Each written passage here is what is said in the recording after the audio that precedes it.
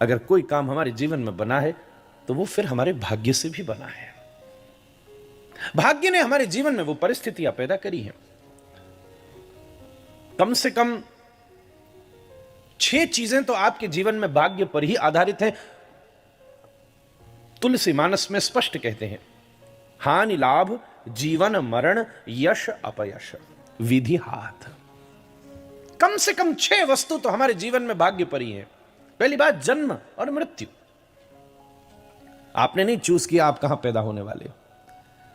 अभी मैं आज सुबह मॉस्को से उतरा, रात भर यात्रा करके आया। कुछ भारतीय भी मुझे कल ही मिले, 1-2 तो हवाई जहाज में मिले बेचारे, जो थ्रू रशिया कहीं कहीं जाना चाह रहे थे। एजेंट ने धोखा दे दिया। मैं बोला यार क्यों झंझट करो, देश अपना जोरदार है। परेशान थे, ज्यादा कहना ठीक नहीं, सार्वजनिक मंच है। बड़ा पैसा दे के गए थे, वापस लौटना पड़ा। बच के आ गए, यही बड़ी बात है कह रहे थे। तो उसी बीच में बातचीत में वो बोला, इससे बढ़िया अगर हम पैदा ही वहां हो जाते तो। मैं बोला सही बात है, ऐसे सोच तो बढ़िया बढ़िया जने क्या क्या होती।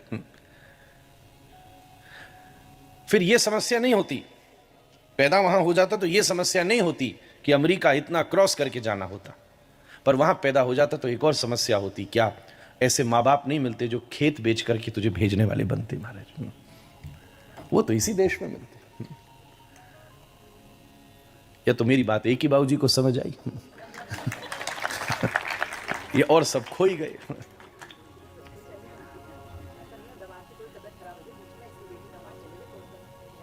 ओह अच्छा अच्छा, कोई नहीं, सॉरी। ये सब भगवान ठीक करेंगे बस।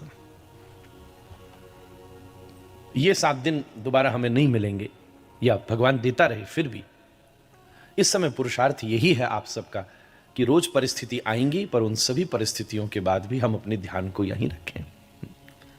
हाँ, कहीं आपकी जरूरत है तो जरूर जाइए, पर जहां जाने की आवश्यकता नहीं हो तो मन को यहां रखना ही हम सबकी उपलब्धि है।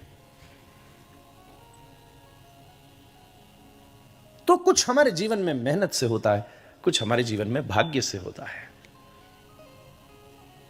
कम से कम जीवन और मृत्यु तो भाग्य से ही होगी। कितने लोग चाहते हैं हम किसी विशेष जगह, किसी विशेष प्रकार से हमारी मृत्यु हो। खास वृंदावन में कई सारे वृद्ध ये चाह करते हैं कि हम अपनी वृद्धावस्था व्रज में बितावें, जिससे कम से कम तीर्थ धाम जैसी जगह भगवान का स्मरण करके इतना तो करना स्वामी, प्राण तन से निकले, गोविंद नाम लेकर फिर प्राण तन से निकले। पर यह भी सबके साथ संभव नहीं हो पाता। 15 वर्ष प्रतीक्षा करने के बाद भी मैं ऐसे लोगों से परिचित हूं, 15 साल बाहर नहीं गए, एक दिन किसी मजबूरी में बाहर गए और उसी दिन उनका शरीर छूट गया। लंदन के एक बहुत प्रसिद्ध व्यक्ति हैं, भारतीय, नाम नहीं लूंगा, उन्होंने मुझे अपने जीवन की कहानी बताई। उनकी मां जीवन भर वृंदावन रही वृद्धावस्था में, और पिताजी नहीं रहे।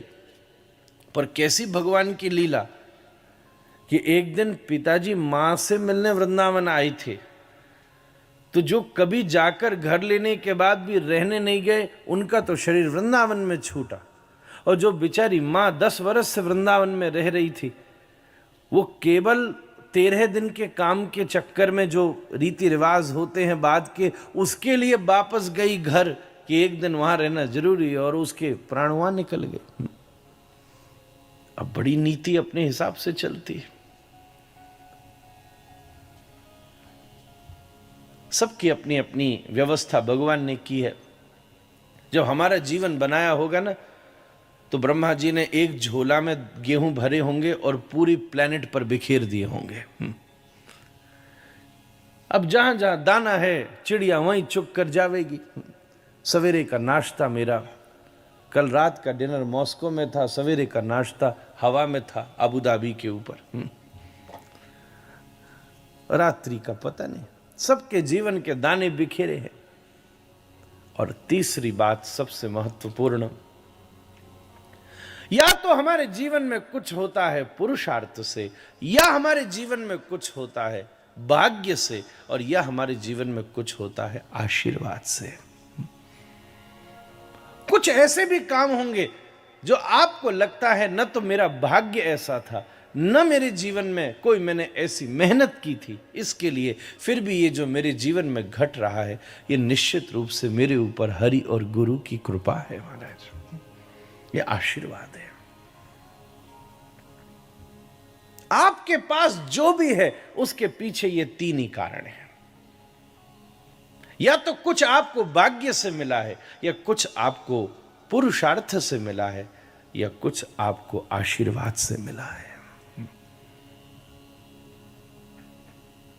महाभारत के युद्ध में पितामह भीष्म उतरे, बूढ़े होने के बाद भी वो उस कुरु सेना के सेनापति बने हैं।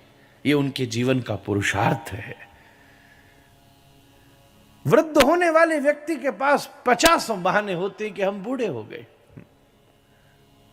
पर जो बहानों से फ्री है वही तो असली प्रौढ़ है, वही असली वृद्ध है। बड़े आराम से कह सकते थे, बलराम जी ने कह दिया मुझे तीर्थ करना है, इस कॉन्फ्लिक्ट से बचना हो तो भीष्म के पास तो बहुत ही अच्छा बहाना था, मेरी एज हो चली, तुम लोग देख लो मैं यहां हूं ना। धृतराष्ट्र ने भी तो कह दिया, हालांकि धृतराष्ट्र महारथियों की श्रेणी में आता है, उसके पास विद्या है कि बिना नेत्र होते हुए भी वो युद्ध लड़ सकता है। जैसे महाराज दशरथ की कहानी आती है शब्द वेदी बाण की, फिर भी वो बैठकर केवल जानकारी ले रहा है।